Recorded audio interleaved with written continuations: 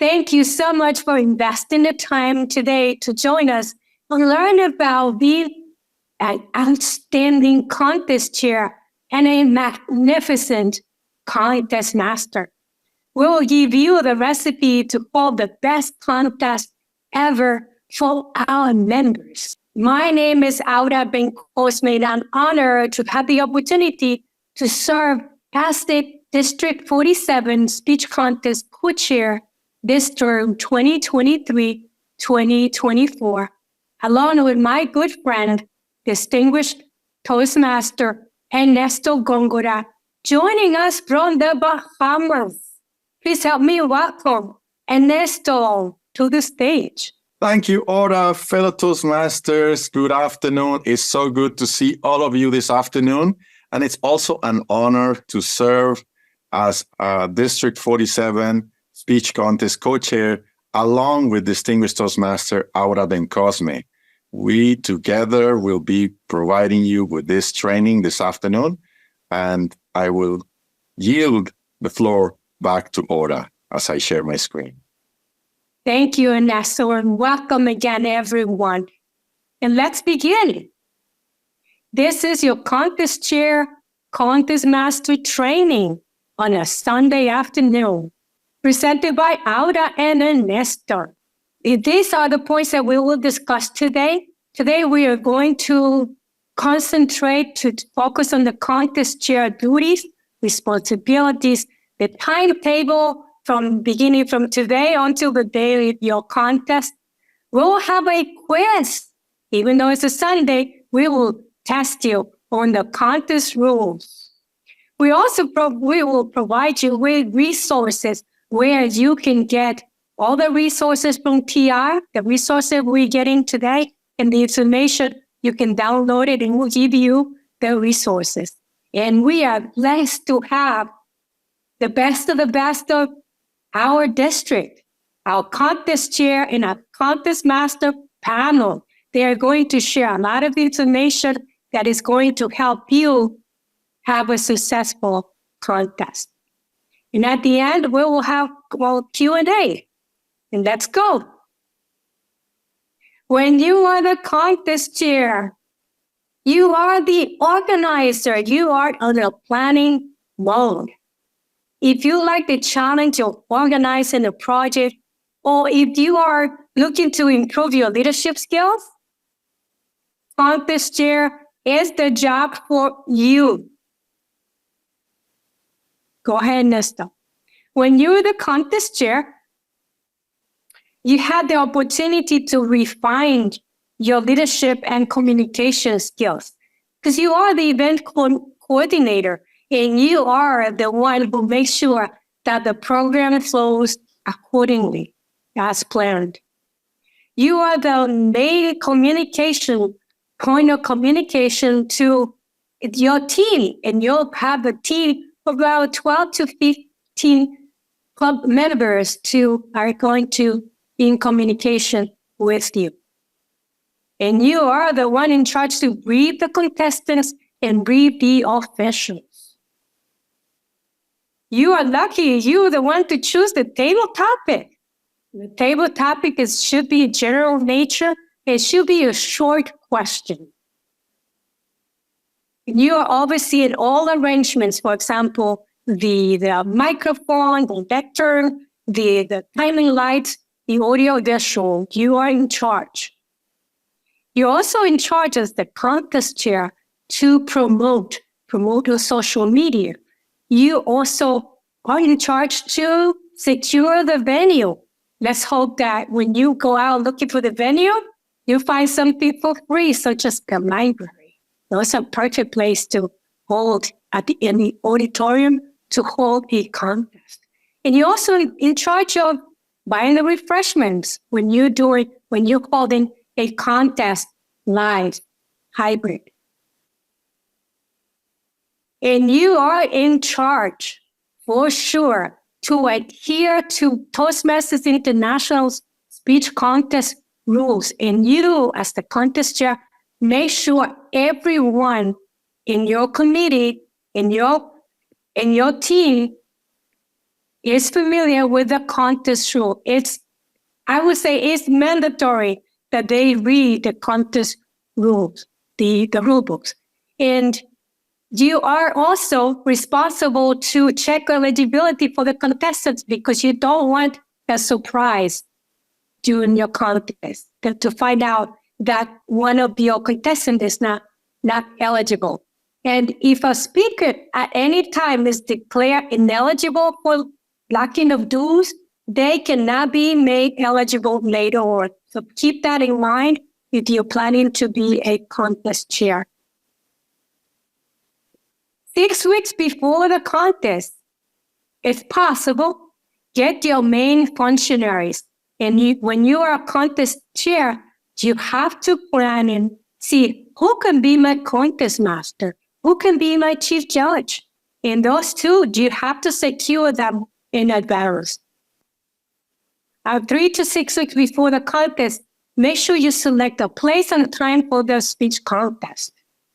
And like I said before, if you can look into a library to see if you can schedule it and have the contest at a library because it will be free. You also want to determine the budget for the contest. Once you determine the budget for the contest, you are in communication with the finance manager in our district, and they will take care of that for you. 3 weeks before the contest, promote more via social media. And when you do the promotion, you announce during your meetings and in Facebook posts, WhatsApp groups, group emails, 2 to 6 weeks before the contest. Make sure you provide an information packet to each contestant as follows. The first one is the mandatory. Make it mandatory that everyone should have access to the rule book. It's a must. It is item 1171. You go to Toastmasters International and it's right there. You can download it. There's no excuse not to have that rule book. There's no excuse not to have. Again, this is 2 to 6 weeks before the contest. Make sure you have the speech contestant profile. It's item 1189. If you go to TI, you will find this form. In this form is a short bio of the contestant. This form is a short bio of the contestant. The speaker's certification of eligibility. This is the one I would like to take a minute to go over because you can now read it from your seat, from your place, but I wanted to highlight some of the things that are extremely important when you are getting this certification of eligibility signed by the contestants. You must pay attention that they read this information. To be eligible to compete in any official Toastmasters speech contest, a member must be a paid member of a club in the area, division, and district in which they are competing. The club must also be in good standing. In addition, to be eligible to compete in the international speech contest, a member must have earned certificates of completion in levels 1 and 2 of any path in the Toastmasters Pathways Learning Experience or earned a Distinguished Toastmaster Award. Contestants in speech contests other than the international contest do not need to meet this education requirement. A charter member of a club charter less than 1 year before the club contest is permitted to compete without having completed this education requirement. The club must have officially chartered before the area club. The reason why I was reading this to you is because you have to make sure that you understand that information. You please make sure you download this form and you read the complete form. Make sure you Go download ahead, this Nestor. form and you read the complete form. Go ahead, Nestor.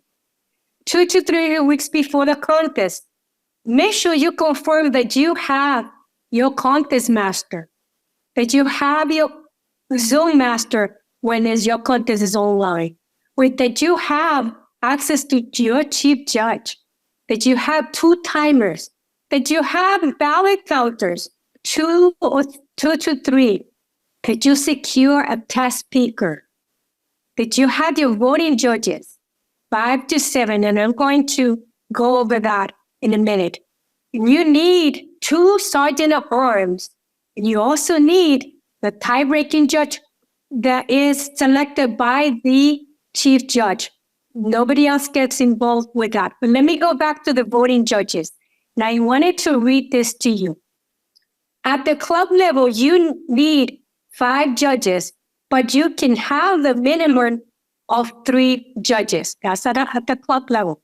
At the area and division, you have to have an equal number of voting judges from each club, the minimum of 5.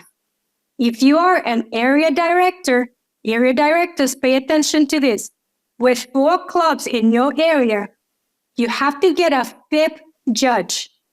If you get another judge from one of the 4 clubs, you will have to get 8 judges because you have to have the same number of judges from each club. That is the ruling in the rule book. But I would say to you, it's okay to look outside of your area and find your 5th judge. At the division, you need 7 judges. Your tie-breaking judge is not included on your list of voting judges. 2 weeks before the contest, make sure you determine the eligibility of the participants with the Toastmasters International online eligibility assistant. All you have to do is go to ETI website and look on the Leadership Central, and you will see eligibility assistant.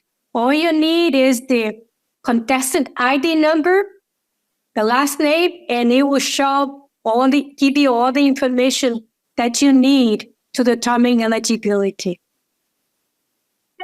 And you should notify immediately the contestants of disqualification if necessary. 2 weeks before the contest, we're counting down.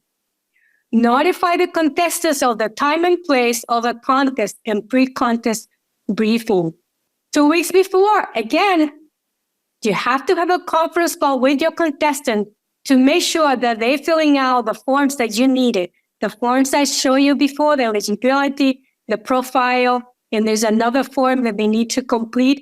Make sure the contestants are busy rehearsing their speeches. You wanted to make sure you get a hold of them to make sure they have the time to fill out those forms that are needed. Without those forms, they cannot be in your contest. 2 weeks before the contest, we're still counting down. Verify the education. If the members competing in the international speech contest confirm that they have completed levels 1 and 2 of any path in the Toastmasters pathways, or earned a Distinguished Toastmaster award.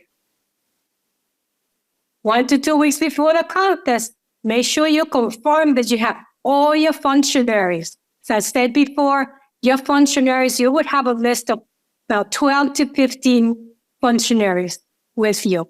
Make sure you confirm that you have the refreshments on schedule to be there on the date of your contest. You don't want any surprises. The location, that's a big one. For the location, make sure you secure your venue. And I highly recommend that you go at the library and ask if you can schedule your contest at the library.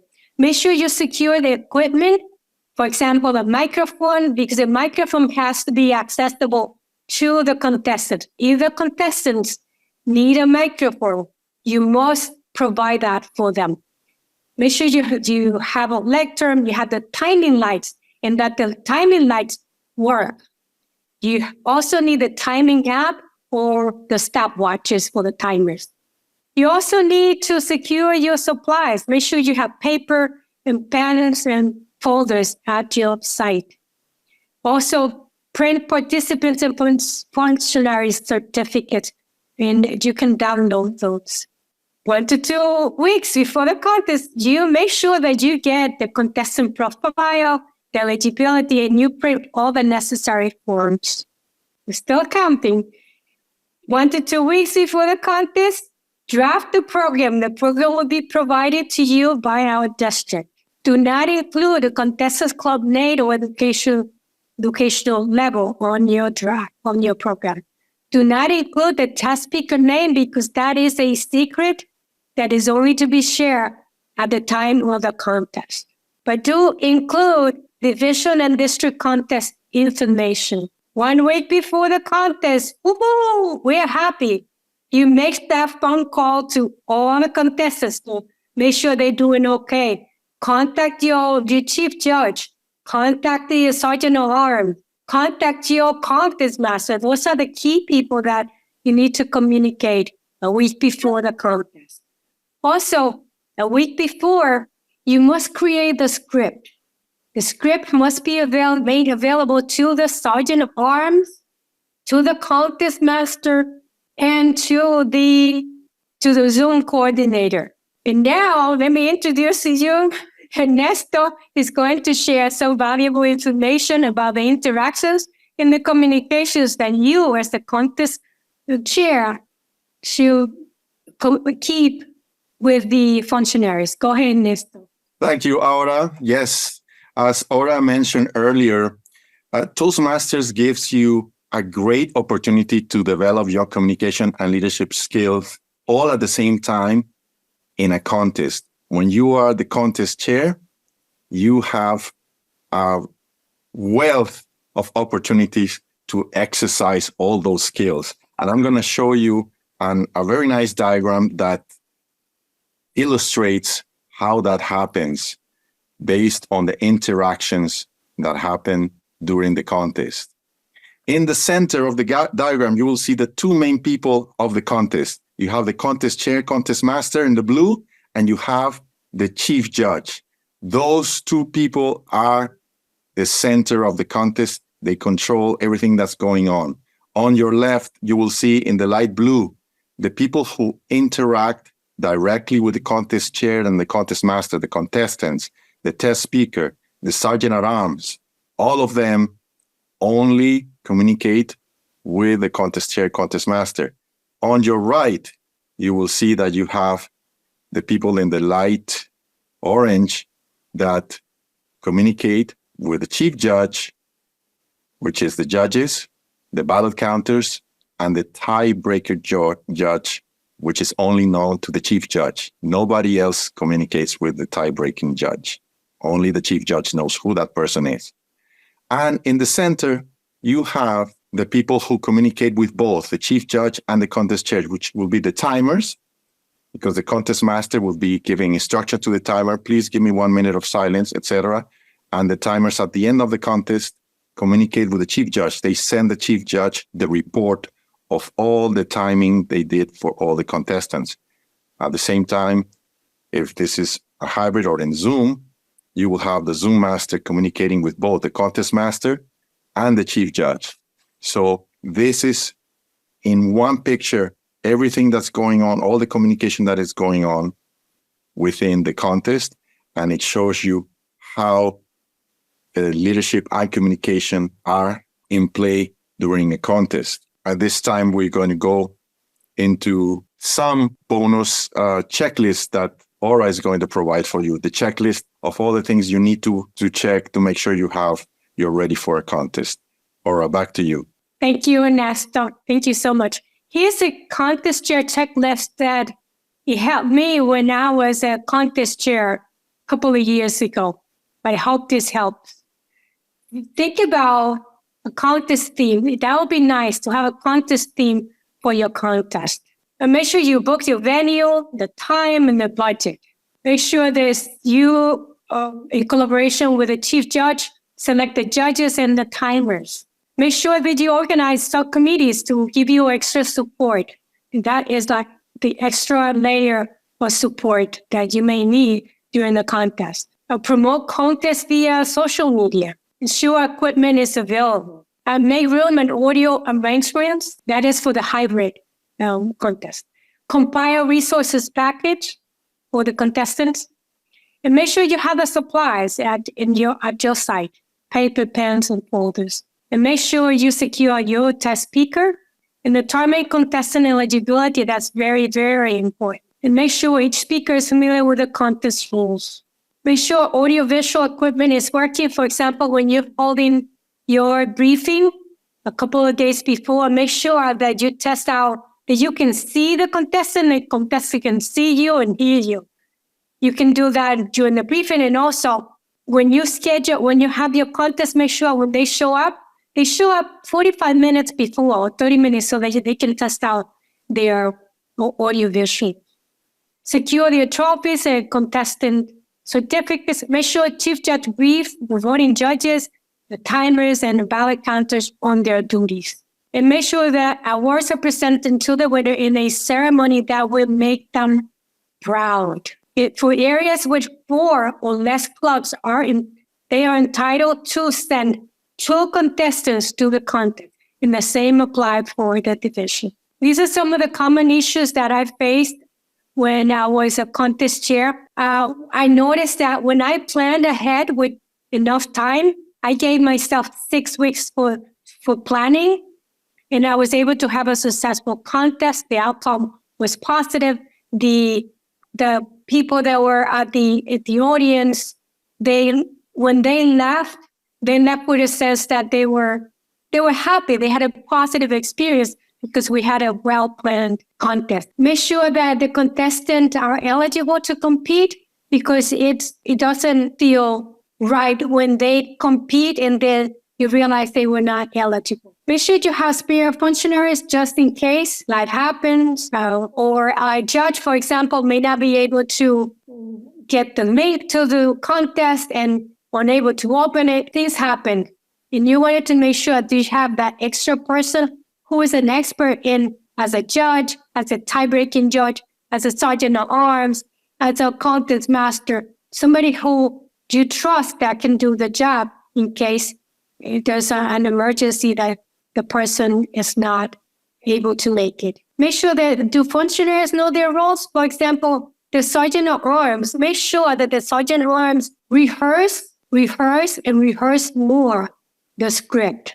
It is very important for the sergeant of arms to understand, to process the script. The same applies to the contest master to rehearse. And also have a backup plan to fill time. Let's say, for example, if there's a protest, what are you going to do in the meantime? If you need to plan for 5 minutes or 10 minutes, you never know the time you're going to be in silence, that you can fill the time with table topics. Just plan it. And I think that's it for me. Is there anything else, Ernesto? Well, we're going to do the quiz. The quiz. Yes, today we're having a quiz, but because today is Sunday, we don't want to stress you out. We wanted to we will give you, go ahead, Ernesto, with your quiz. Thank you, Aura. Thank you. And we're going to have question number 1 for you, which is, who can compete in the international speech contest? What are the special requirements? I'll let you think a few seconds in your head, but I'm going to give you the answer. A member must have completed 6 projects in the Competent Communication Manual or earn certificates of completion in levels 1 and 2 of any path in the Toastmasters Pathway Learning Experience prior to the contest. Hope that sank in for you. Question number 2. Who cannot compete in any speech contest? Think about it. Any individual performing the role of a contest official, including judges, counselors, sergeant-at-arms, and a contest master, cannot compete in a contest in which they are serving, or in a contest in which their outcome of this they will be officiating will be affected. Additionally, district, region, and international leaders should not be competing in speech contests. This includes current officials and candidates for future roles. Question number 3. Can someone compete in more than one area contest? Where have I seen that before? No contestant can compete in more than one area speech contest of a given type, even if the two areas are in different divisions and districts. And the last question, how late can a contestant arrive and still be able to compete?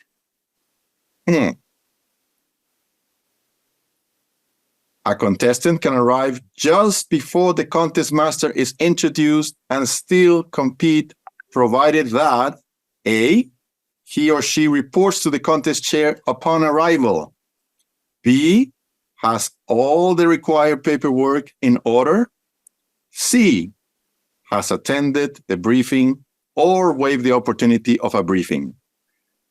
All those three prerequisites are required for a contestant to just arrive before the contest master is introduced.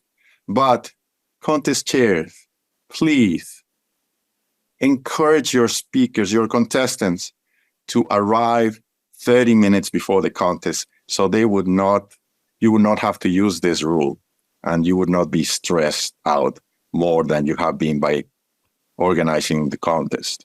This completes the quiz, and for this presentation, we use the following resources. I encourage you to take a picture with your mobile device so you can go back to use any of these resources, including the District 47 website and our email addresses that you can have if you have any questions when you're organizing your speech contest. We will now go directly into our panel. We have invited two very, very well-known and experienced distinguished Toastmasters to the panel. I'm going to stop sharing my screen to introduce them. They are no strangers to District 47, as they have participated in numerous speech contests, and it is my pleasure and honor to welcome them this afternoon. First of all, distinguished Toastmaster Tora Cole, and she will be joined by distinguished Toastmaster Iwonka Paul. Let's give her a round of applause, give them a round of applause, and show our love with our reaction buttons. Thank you for being here this afternoon. And I will start with distinguished Toastmaster Tora Cole. Thank you again for being in the panel. And I was going to say to you that I have seen you many times as a contest master in several contests in South Florida and the Bahamas. And I was going to ask you to please tell us your experience in that capacity and what advice you would give to those who wish to be a contest master. Good afternoon, dignitaries, distinguished Toastmasters, fellow Toastmasters. It is a pleasure to be here. Thank you for asking me to be a part of this panel. And for me, I have always loved being Toastmaster of the day. And I see the contest master as a very similar role. You are running the show. You are making sure that the contest stays on track. And for those that say, what advice would you give a fellow Toastmaster? I would say, just do it. Just do it. Start at the club level. You're going to be comfortable there. Your club, some other club. Perhaps you're a member of 2 or 3 clubs. Try and do it at as many clubs as you can. There are some clubs, and I was just a contest master last week. This club met for 1 hour during the lunch hour. They did 1 contest. That is a perfect way to start. They did a table topics contest, and it was just the table topics contest. For someone that's starting out as a new contest master, what better way to get your feet wet and just do it at a contest? As you become more comfortable, of course, there is the area, and then there is the division, and then the big one, the biggest of all that we all strive for, the district contest. And the sky's the limit. Perhaps someday, international speech contest. Back to you. Thank you very much for that wonderful answer. Very encouraging. And I will go now to Ivanka. Can you tell us about your journey from being voluntold to be a contest chair and all the way to completing a successful contest? I know you've been participating in many contests, and I'm sure you have the experience. Could you tell us which challenges did you go through as well? Thank you so much for that question. Well, one of the things I was voluntold for was for the club contest, because apparently when you're the club's vice president's education, that is a part of your portfolio. You have to find the persons to fill in the gap. And I think because of my experience in that realm, it prepared me to serve as the contest chair for the area. It was my area. And I am one who loves to do the whole production. So I did select a theme like Toastmaster Aura had stated. And mine was, "Are you ready to rumble?" So I had all the rocky music going on.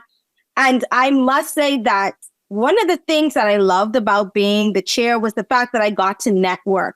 And what do I mean by that? I didn't just stay in my club. I visited other clubs, and it allowed me to find persons who had various skill sets who were able to help me. And so instead of me being a person alone on an island, I had a village to assist. And so that was one of the highlights when it came to me serving as a contest chair. The planning, the execution, it was wonderful.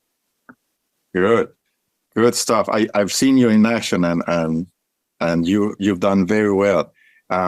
Also, distinguished Toastmaster Tora Cole, you make the Toastmaster look so easy. And I always wonder, how do you prepare for these roles? How do you prepare to be a Toastmaster a contest master that looks so natural? What do you do? Can you tell us? As with anything, it is all about practicing, knowing the script almost from front to back. And I read that script, I edit it to change a few of the words that I feel more comfortable with. I practice, I read, and people will say, "Oh, it's easy, you just read the script." But no, you don't have to be fumbling during the contest and looking, because there are 3 contests and there's a lot of paper. You just want to make sure that you have each contest lined up. I separate each of the contests. So on my desk, if you look at my desk during contest day, it is a whole production. There is the phone here, there's the script here, there's another script. And as I go through each page, I'm flipping it off. By the end of contest day, there's a pile of paper on my floor. And so it's really about being comfortable with the script, because again, you don't want to stumble, and you want to know the names of the contestants. How would you like to be called? And please help welcome our next contestant. Contestant number 1, Ernesto Gora. Please help me welcome contestant number 1, Gora. I like to call the contestants and find out, how do I pronounce your name? That is one of the things, because I do not want to be, and I'm sure as Toastmasters, nobody wants to be there trying to stumble over a name for the first time. So again, as you read the script and you're practicing and you're getting everything down, you are going to be perfect and feel comfortable. If there are contestant interviews, read the contestant profiles. You don't want to give the same generic question to each contestant. You also want to make sure that they're comfortable. Ernesto, or I should say, let's go to Ivanka. If Ivanka was one of the contestants, I know that Ivanka is a police officer. I also know that she had the canine squad in the Bahamas. I would ask her a very specific question about that, so that she's not stressed out. She's already been stressed going through this contest. Give her something that she knows about, that she's comfortable with.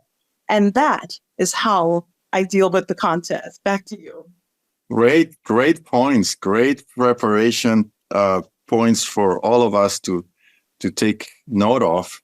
I totally agree. I do not like when names are destroyed in the introductions. I definitely agree with you. The contest master should study the names beforehand. Thank you very much.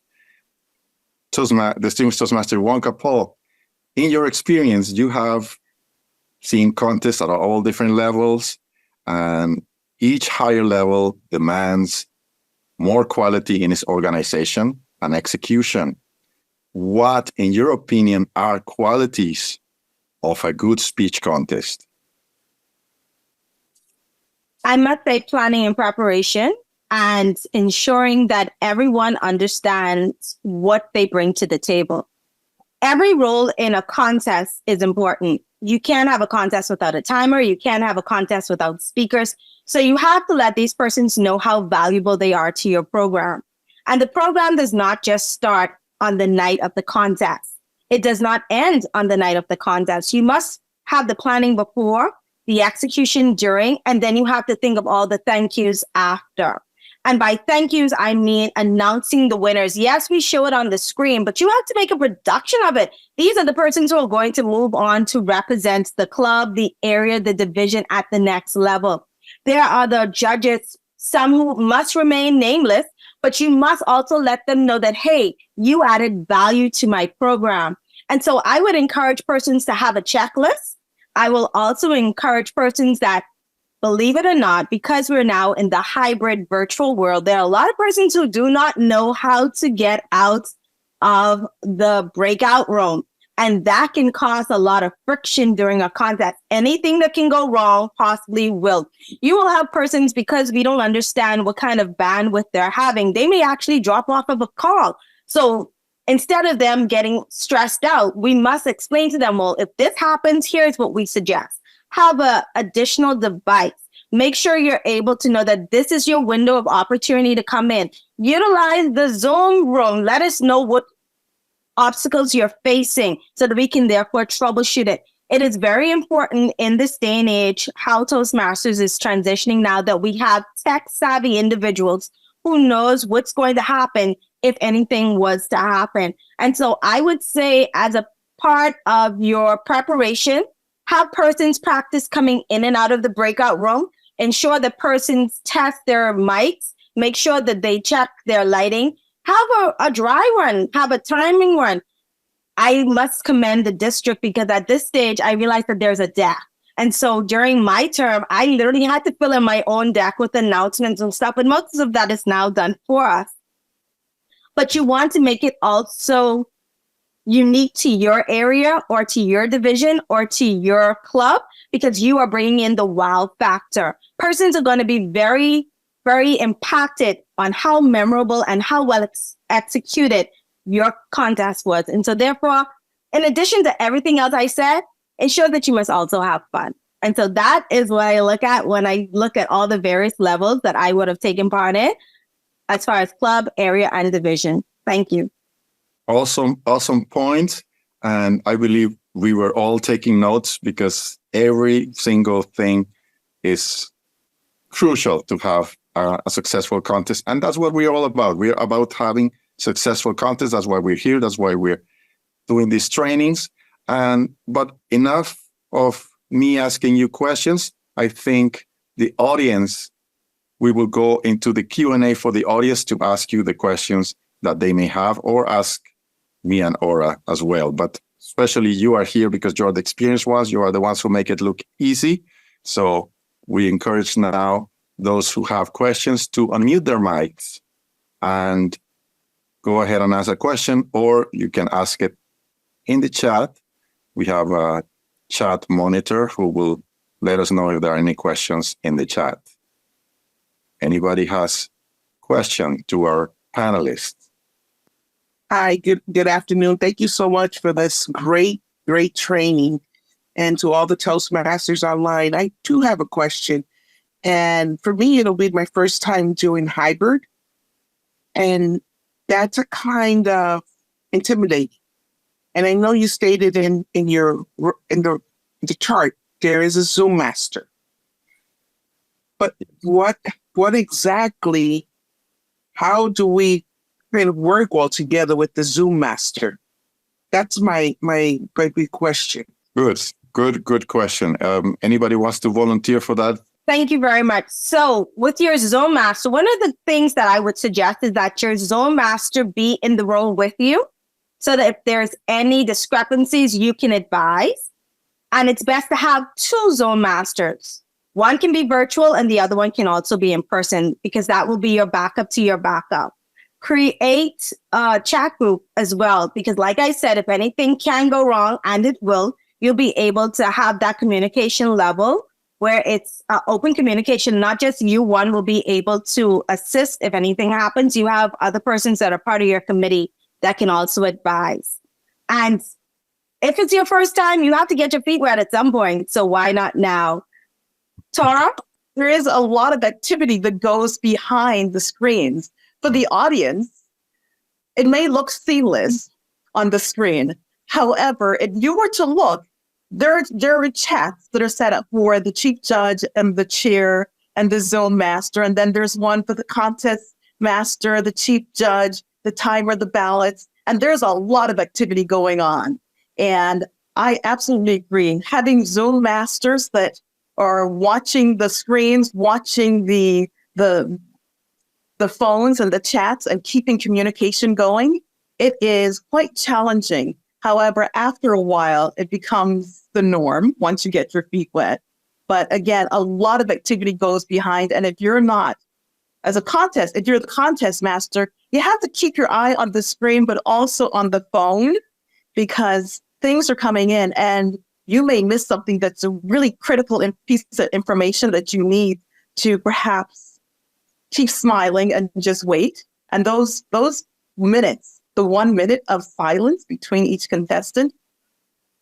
The first contest I did, it was nerve-wracking. And I got a message, someone said, smile. But you just have to be on your P's and Q's and make sure that you're watching to see if there's anything coming from the contest chair or the zone master. Yes. And if I may say something, if there's nobody in your club who is able to do the contest master, the Zoom master, try to borrow somebody from another club to help the Zoom master in your club learn how to do these things. I mean, we are a community. We're here to help each other. So you don't have to isolate yourself to the persons that are in your club that don't know how to do it. Ask for help. We are here to help. We have more questions. I think VJ was first, raising his hand. VJ, you may want to, I think. Yeah, just to piggyback off Ivanka and Thora to answer, I don't know who asked that question. It is a good idea to schedule a one-on-one call with a Zoom master so you can go over a script, and without any being in a group environment, you'll feel more comfortable to ask the right question. So it's a good idea to go to the entire script, and this way, when it comes to contest time, you'll be ready to go. Excellent. Thank you, VJ. I see also Stephen Hardwood. Stephen, you have a question. Please go ahead. Yeah, thanks, Ernesto, and thanks, Tara and Ivanka. Tara, you said that you edit the script, to sort of to your liking before you present it. What model script do you use for the contest master role yourself? I use the Toastmaster script that is sent down to us. There are very minor edits. I don't change the script. There may be a word or two. And for instance, the international speech contest at the end, or I'm not sure where it says, but who knows? We may have our international speech contest winner here today. Or there's some wording. It's not quite right, but it should say, who knows? Perhaps we have an international speech contestant here today. But the way the script reads, it would read as though the international speech contestant winner will be announced at the end of the contest.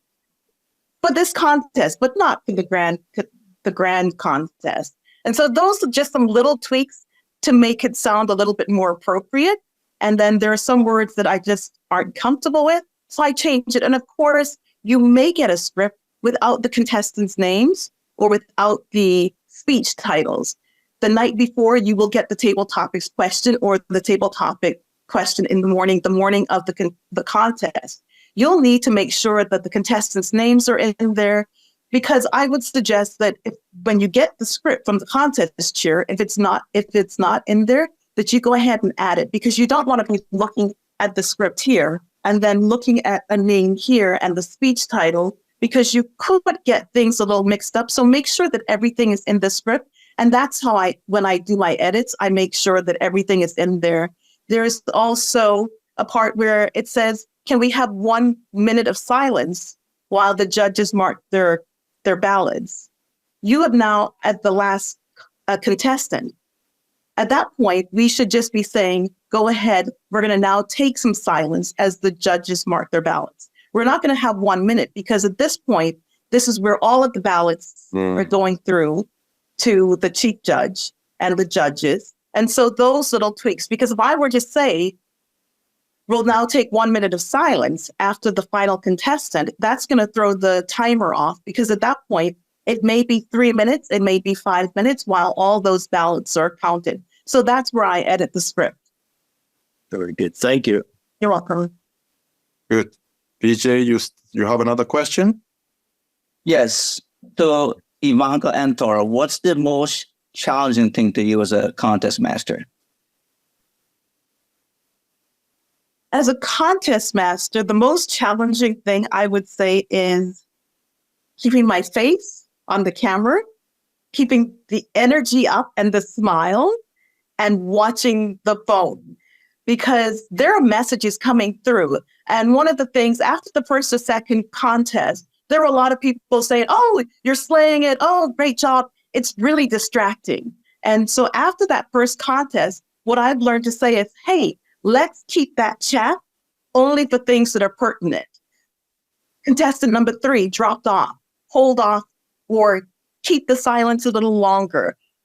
The names of the contestants or the winners are coming through.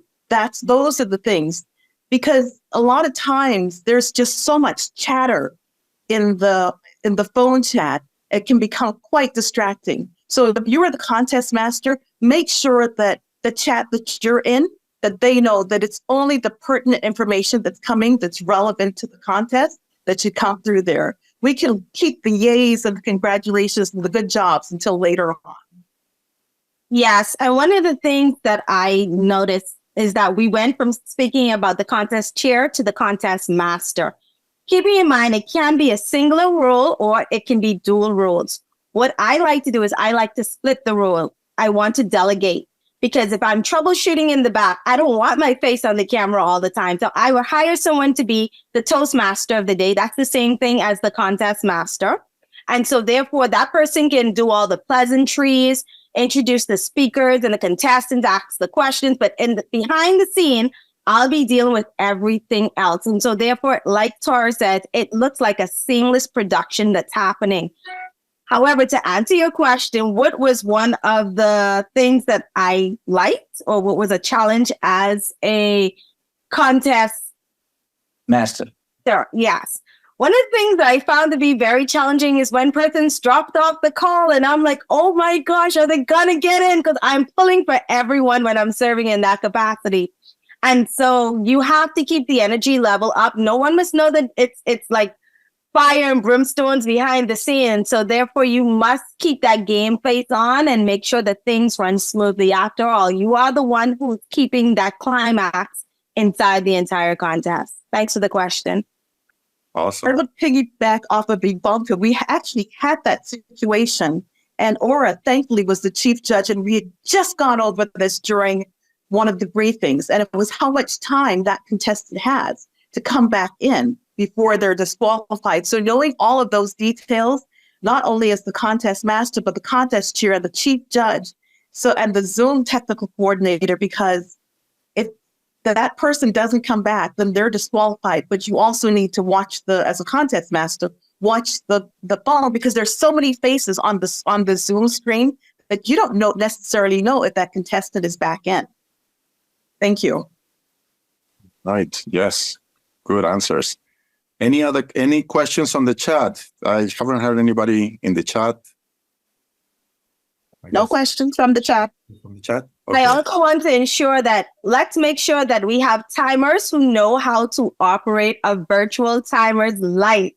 There are many persons who volunteer to be timers, but they have no idea how to operate the timer's light, or they're not aware of the timing light, or they lose track of the time. So let's make sure that we also practice with those individuals as well. With the virtual backgrounds with the green, yellow, and red. That's what you mean. Yes, absolutely. Well, we are almost out of time. We have had wonderful questions, wonderful comments, and good participation from the audience. I would like to thank our panelists for sharing some of their time on their Sunday to be with us on this training. You have provided valuable contributions, and I think our training has been enriched by your presence. We thank you very much. I thank also my colleague, Aura Bencosme, for conducting the presentation and for working with me in creating that PowerPoint, those PowerPoint slides. At this time, I would like to say thank you for the opportunity and see you very soon. I will pass the virtual lectern back to our PDQ Distinguished Toastmaster Prize Pollinate, who will close this training for us. Thank you very much. All right. Thank you, everyone. Big round of applause for all our presenters, our panelists, Juvenka and Tora, our contest co-chair, Aura and Ernesto. Great job. Thank you, everyone, for coming out today. And yes, this is how you do it. That's the way you do it. This training have been recorded. So at some point in the next week or so, we'll be putting it out. So if you have people in your clubs that want to watch it, or you want to watch some part of it, that's a good way to do it. We will have scripts and the briefings available in the district website. And also, I just want to mention the decision to have 2 contestants or more per club, going from the club to the area, is made by the district.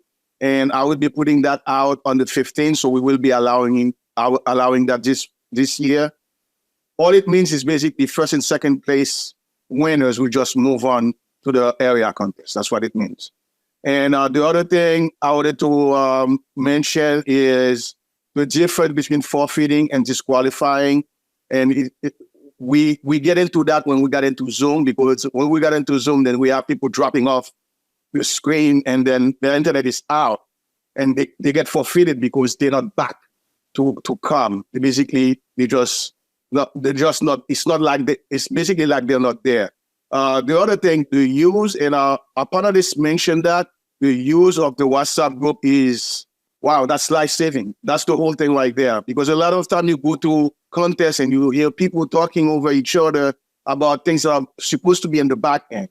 And it makes it so seamless if you have those chats set up properly, where you have your contest master, your contest master, your chief judge, your Zoom coordinator, and you have your contest chair, all of them in one chat. And like Tora said, and Juvenka mentioned as well, just keep it to the essential information only. And if you do that, your contest will work so much smoother. Just keep it on the chat. We need a few minutes, keep asking questions to the contestant so the contest master can know, okay, we're not ready yet. Okay, the slide is not ready. We do have the results, but the slide is not ready. So keep going. And then you send her a message, say, okay, we are ready now. So whenever you're ready.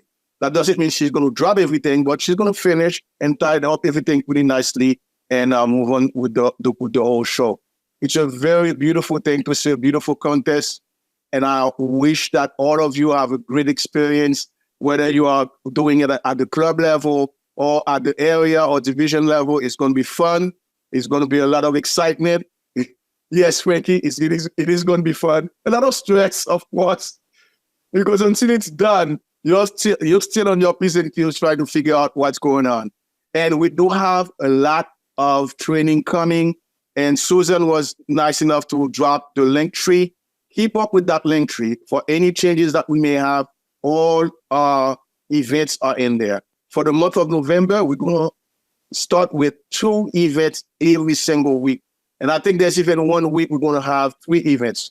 One of them is going to be a contest chair, contest master. They want to have their own office hours. Yes, where you can come in and ask them all kind of questions about contests. So all of those things are in the link tree. I'll direct you in there. Everything is in our, we have a beautiful website for District 47. Please visit it and make use of it. There's a lot of information in there. Thank you again for being here today. I really appreciate you taking your Sunday afternoon. We did something we didn't know that could be done, to have an event on Sunday and making that much successful. Thank you. Have a nice afternoon. I will relinquish your time back to you, and I will see you at the next one. Thank you.